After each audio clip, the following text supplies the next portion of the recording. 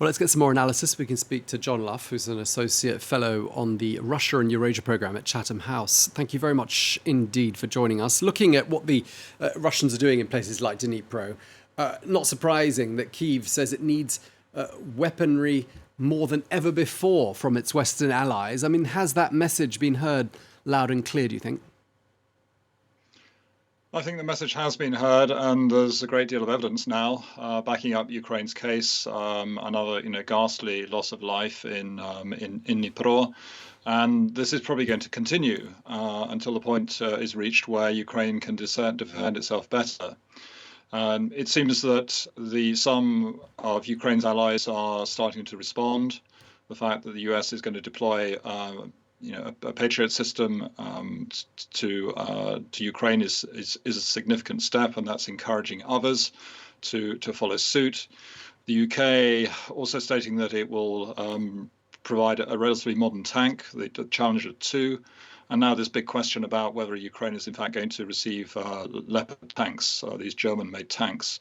So I think there's a much greater awareness that Ukraine does need more weaponry to defend itself. But equally, if it is going to make further efforts to expel Russian forces from its territory and restore its borders, it's going to need a great deal more weaponry to conduct offensive operations.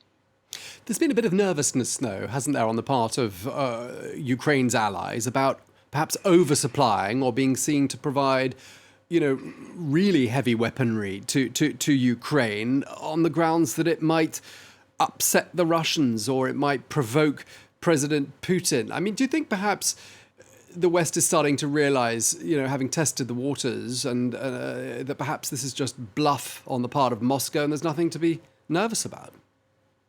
I don't think we're at that point yet. There is still, I think, a great deal of concern that Putin, in the words of Western policymakers, could escalate further. The great fear is that somehow Russia might use a nuclear weapon.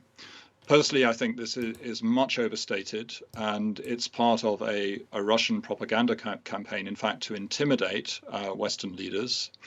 And to some extent, you could say that it has been working. But I think we are reaching a critical point now where Western leaders are recognizing that they tried to stay within certain limits. They didn't want to give Ukraine too much weaponry, for example, weapons that could in fact strike certain areas in Russia itself over the border. Ukraine desperately wants those sort of weapons where they can hit Russian forces that in fact are assembling beyond the Ukrainian border in order to disrupt their operations. And I think that Western leaders are perhaps coming to the conclusion that having not given Ukraine what it requested, Putin has still escalated. And you can see this in the extent of the attacks on critical infrastructure in recent months, which are very severe and are putting Ukraine under enormous pressure. And as a result, the civilian population in particular is suffering greatly. So we may be getting to that point where Western leaders become a little braver, in my view, and start to give Ukraine exactly what it needs, not just to defend itself, but to get the Russians out of the country. I'd like to just pick up on the Patriot air defense system that you mentioned just a moment ago. Ukrainian soldiers have now arrived, I think it's in Oklahoma in the United States, where they're going to get training on how to use the Patriot air defense system. What sort of a difference specifically do you think that system will make to the Ukrainians? Well, it's a very modern system, and from what I understand from defense experts is that it will give at least some parts of Ukraine a much higher level of protection against the Russian missile attacks. And the Russians have been using also some pretty primitive technology in the form of Iranian drones. So it's not just missiles that they need to shoot down, but sometimes simpler but very effective technologies. So they're getting better at doing it. Everything points to that in recent months, but they don't have the level of coverage they need.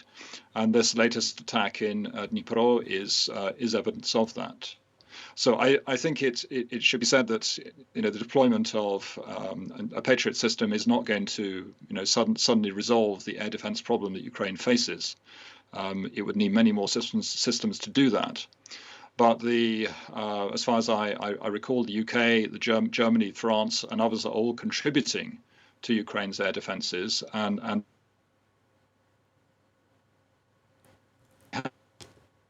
the lack of productive capacity to supply missiles and ammunition to Ukraine. And this is just simply reflects the fact that Western economies and military industry in particular are not being run on a war footing. So there is one, I think, key vulnerability that Western countries are going to need to address over the coming months. Okay, well, thank you very much indeed for taking the time to talk to us, John Lough at Chatham House. Thank you very much indeed.